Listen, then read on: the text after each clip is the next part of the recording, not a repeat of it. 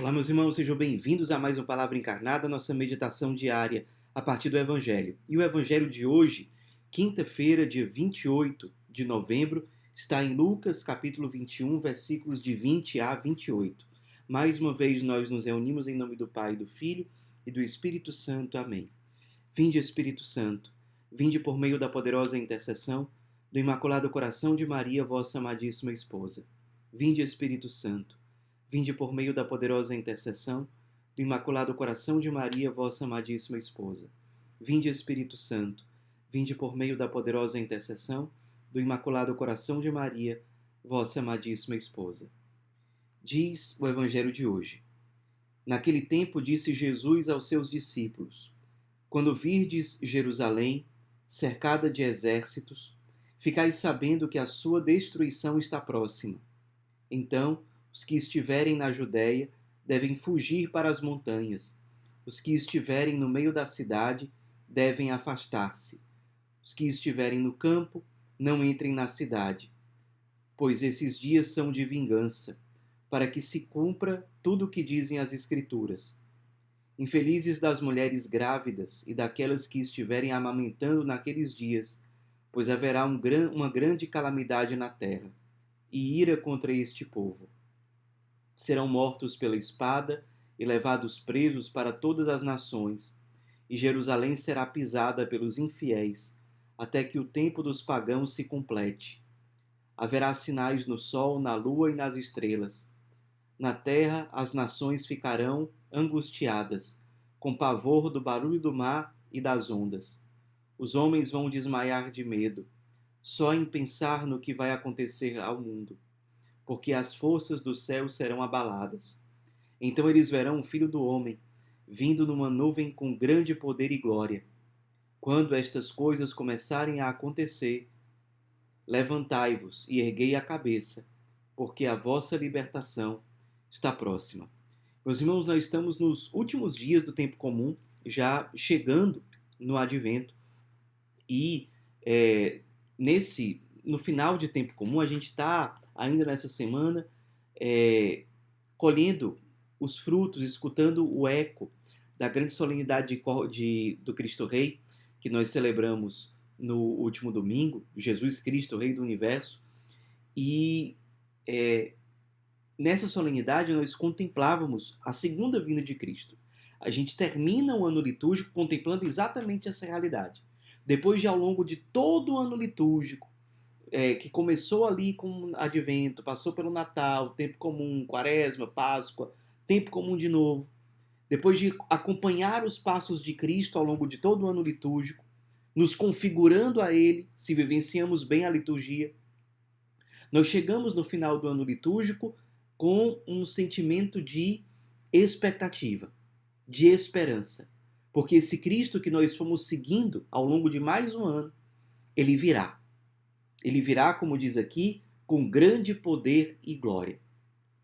E nós contemplamos isso aqui no final do tempo comum. Como eu disse, no eco ainda da solenidade de Jesus Cristo, Rei do Universo. Estamos contemplando no Evangelho de hoje a segunda vinda de Cristo, que foi predita por Ele, profetizada por Ele. E diante disso, que nos apresenta uma situação calamitosa. Haverá sinais no sol, na lua, nas estrelas. As nações ficarão angustiadas, com o barulho do mar, das ondas. Os pagãos vão pisotear a cidade santa de Jerusalém, vão tomar conta da cidade santa de Jerusalém. Aqueles que estão no campo não devem ir para a cidade. Aqueles que estão na Judéia não devem fugir para as montanhas, porque a Judéia era num lugar mais baixo, né? Não deveria se preocupar com isso. Por quê? Porque diante daquilo que estava acontecendo, não se resolve com uma estratégia meramente humana. Aí na última hora eu vou fugir para a montanha e vai tudo dar certo. Na última hora eu vou sair do campo e vou para a cidade e vai dar tudo certo. Né? Jesus diz ainda que vão ser infelizes as mulheres grávidas e que estiverem amamentando. Por quê? Porque elas vão viver tudo aquilo com um filho no ventre, ou tendo acabado de ter um filho, uma criança. Então, são coisas assim que podem angustiar alguém, mas que servem para nos lembrar da seriedade da nossa vida, da seriedade da nossa história, da seriedade das escolhas que nós fazemos ao longo da nossa vida. O Evangelho de hoje nos faz lembrar daquele diálogo que, segundo alguns testemunhos, acontecia há alguns séculos atrás entre os monges. Um monge chegava para o outro e dizia Carpe diem, que significa aproveite o dia. E o outro monge dizia para o primeiro Memento mori, que significa algo como lembra-te de que vais morrer. Um dizia aproveite o dia, o outro dizia lembra-te de que vais morrer. Por que isso? Porque, de fato, o que nós temos mesmo é o hoje, é este dia, é o agora. E a gente não sabe o que vai acontecer depois. A gente não tem certeza de que amanhã a gente vai estar vivo.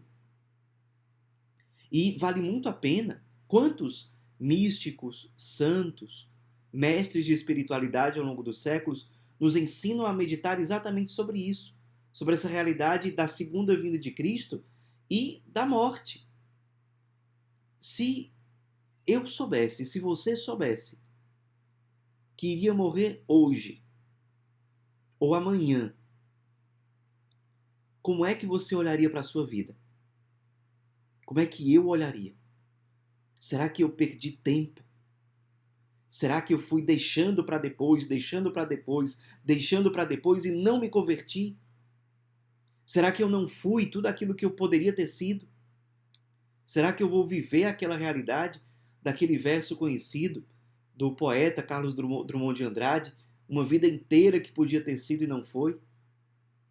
Quanto tempo nós vamos ficar adiando a nossa santidade? Adiando escolher as coisas mais importantes em primeiro lugar? Quanto tempo a gente vai ficar inventando desculpas, desculpas e desculpas para não colocarmos Deus em primeiro lugar? Deus e a sua vontade em primeiro lugar? Até quando? Mais uma vez, eu pergunto, porque o Evangelho de hoje, a liturgia desse tempo, nos convida a meditar sobre isso. E se o Cristo voltasse hoje? Se a sua vida terrena acabasse hoje e você se deparasse com o Cristo, Rei do Universo, que vida você teria para apresentar para Ele? Será que você estaria feliz, realizado, porque teve uma vida consumida, porque foi resposta, porque a sua existência foi cheia de sentido, de significado? Ou será que você ficaria envergonhado, constrangido, porque perdeu tempo? Porque colocou coisas secundárias como se fossem as primeiras e colocou as coisas principais como se fossem secundárias? Como é que você tem vivido? Quanto tempo você vai esperar mais para se reconciliar com Deus? Para se reconciliar com os seus irmãos? Se o Cristo voltar hoje para você, se a sua vida terrena acabar hoje, como é que você estaria diante de Deus? Você estaria diante dele pacificado? Estaria diante dele reconciliado? Ou você estaria vencido pelo pecado? Meu irmão, a nossa vida é muito bela. E exatamente por isso ela é muito séria, é muito preciosa. Não é para ser desperdiçada. Não é para ser jogada no lixo. Sua vida é muito preciosa para ser jogada no lixo, para ser sempre adiada, adiada e adiada. Não façamos isso. Não brinquemos com as coisas santas. Não negligenciemos aquilo que é sagrado, e a nossa vida é sagrada. A nossa história é sagrada. E aí, quanto tempo você vai continuar perdendo tempo com desculpas esfarrapadas? O mais importante agora é o dinheiro. O mais importante agora é ir atrás desse bem material. Eu tenho que mostrar para aquela pessoa que eu não vou perdoar porque o que ela fez está muito errado. Eu vou continuar com esse pecado, um dia eu vou me converter. Até quando?